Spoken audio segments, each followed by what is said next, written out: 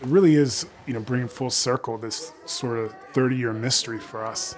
Just everyone coming together to celebrate and remember just a random act of kindness my dad did. When I used to be a professor at Kuwait University, Saddam Hussein came and invaded Kuwait. So overnight, I lost my job and everything that goes with it. It's good to meet you too. Oh, thank you. I said to him, I saw you are a travel agent. He said, what do you want? I told him, I need to come back to DC for this meeting because I lost my job because of Kuwait. He did it, and he changed my ticket. But then right as my dad was about to walk out the door, Jimmy said, hey, and he gave him $80. And he said, this is, so you can get something when you're there. There was no money. My dad was eating apples out of the lobby in a hotel. I just remember my mom being kind of upset that my dad gave the last few dollars out of his pocket to some random guy. Anyone that needed help, he would help them. He would turn a bad situation into a good situation.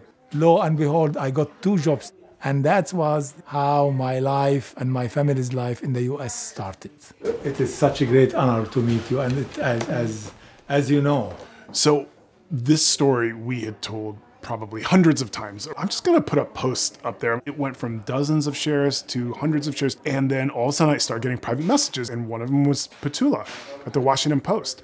And about an hour after the story went live, the second comment was this lady. She said, this is my boss, Jimmy. So then we reached out and we got a hold of Elaine, his wife. And I was like, oh my God, and chills just went through my body. And it's like, I remember when Jimmy came home and told me about this.